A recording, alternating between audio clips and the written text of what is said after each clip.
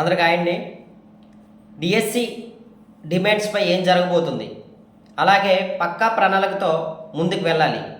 ఈ మాట ఎందుకు చెప్తున్నానంటే రోజుకొక కొత్త పందాలో మనం వెళ్తున్నాం.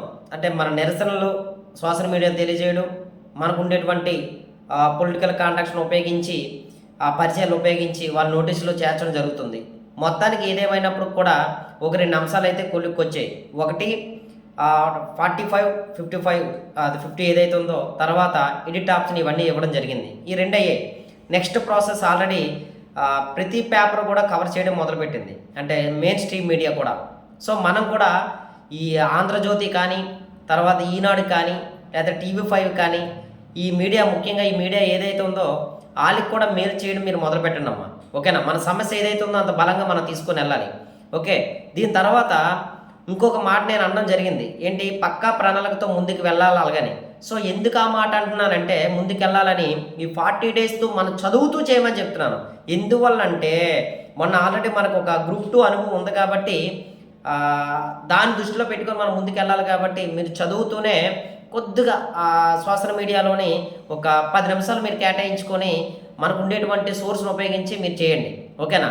ఇక మనం ఎలా వెళ్ళబోతున్నాం నేను క్లియర్ కట్గా చెప్పాను. ఎవరు ఏమనుకున్నా సరే మీరు గుర్తుపెట్టుకోండి, నా స్టాండ్లో మారదు. ఈవెన్ నాకు కొంతమంది చేత ఫోన్లు వస్తున్నాయి, తర్వాత మరో విధంగా మాట్లాడుతున్నప్పుడు కూడా నా స్టాండ్ మారదు. మరలా చెప్తున్నాను, నా స్టాండ్ ఒకటే, వయసుని 47 సంవత్సరాలు చేయాలి. తర్వాత రెండో డిమాండ్ ఏంటంటే సమయాన్ని 90 రోజులకి పెంచాలి. ఓకేనా? ఇది క్లియర్ కట్, ఇందులో నో డౌట్. ఇంకా అలాగే ఒకే జిల్లాకి ఒకే పరీక్ష ఉండాలి. ఇవి నా యొక్క ప్రధానమైనటువంటి డిమాండ్స్. ఇక తర్వాత ఏమైనా అవకాశం ఉన్నట్టయితే కొత్తగా 2023, 25 వచ్చిన వాళ్ళకి ఈ 90 రోజులు సమయం ఇచ్చి ఈ 90 రోజుల లోపే అవకాశం ఉన్నట్టయితే మరో టెట్ నిర్వహించాలి. అలాగని నా పర్సనల్ డిమాండ్ అనమాట.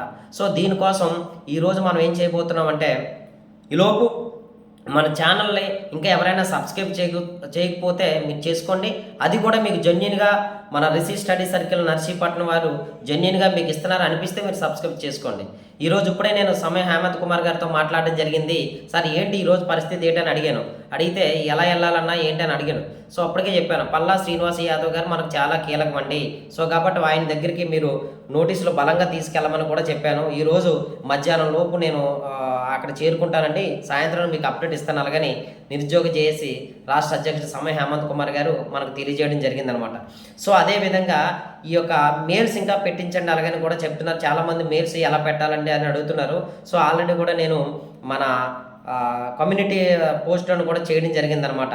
లోకేష్ గారి మెయిల్ ఐడి కూడా నేను ఇవ్వడం జరిగింది. సో ఆ మెయిల్ ఐడి చూసి మీరు ఈ యొక్క ఏదైతే మనకి అక్కడ కాన్సెప్ట్ కూడా ఇంగ్లీష్ వెర్షన్ కూడా పెట్టడం జరిగింది, దాన్ని కాపీ చేసి మీరు పేస్ట్ చేయండి సరిపోతుంది ఆ యొక్క మెయిల్ ఐడికి. సో ఎందుకంటే నెంబర్ ఆఫ్ టైం తర్వాత వచ్చారంటే మనం పవన్ కళ్యాణ్ గారిని ఒకేస్తున్నాం. ఎందువల్లంటే ఆయన కూడా గతంలో అవనగడ్డకి వెళ్ళి సో ఆయన 2-3 సందర్భాల్లో మాట్లాడడం జరిగింది. కాబట్టి పవన్ కళ్యాణ్ గారు కూడా మనం ఆ ట్విట్టర్లో కానీ లేదంటే మెయిల్ ఐడీలో కూడా మనం చేయడం మంచిదనమాట. ఎందువల్లంటే ఆయన కూడా సమస్యల పైన పోరాడేటువంటి వ్యక్తి కాబట్టి మంచి పోర్ట్ఫోలియోలో ఉన్నాడు. కాబట్టి డెఫినెట్గా ఆయన కూడా ఆయన ఈ 21 వచ్చాయంటే యువత చాలా కీలకమైనటువంటి విషయం ఆయనకు కూడా తెలుసు. కాబట్టి యువత ఖచ్చితంగా ఆయన దృష్టికి కూడా తీసుకెళ్లాలని చెప్తున్నాను. ఎందుకంటే నా పోరాట విధానం నేను పోరాటం చేస్తూనే ఉంటాను.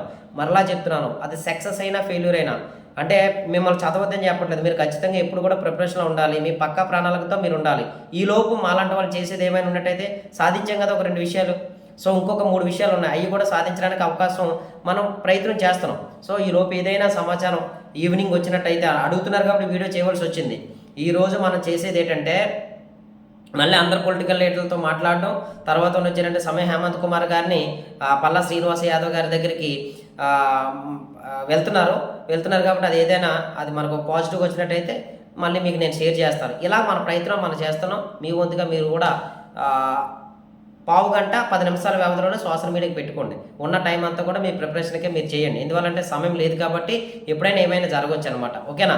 ఏమైనా అది తర్వాత వచ్చినట్టు యూట్యూబ్లోని ఖచ్చితంగా పెరిగిపోతుంది, ఖచ్చితంగా రద్దయిపోతుంది, లేకపోతే ఈ రకరకాలైనటువంటి చూస్తారు, అవేమి నమ్మొద్దమ్మా, నేను దయచేసి చెప్తున్నాను. ఎందువల్లంటే ఎవరి విధానం వాళ్ళది. ఈలోపు మనం 40 రోజులే పక్కా టైం ఉందని మనం చదువుకుంటే మనం కొంతైనా సాధించడానికి అవకాశం ఉంటుంది. లేదు 100% వాయిదా పడిపోతుంది. ఇయన్నీ రకరకాలైనటువంటి మాటలు మనం ఎట్టి పరిస్థితుల్లో నమ్మొద్దు. మీరు పక్కాగా 40 రోజుల యాక్షన్ ప్లాన్ రెడీ చేసుకొని మీరు సిద్ధం కండమ్మా. Thank you.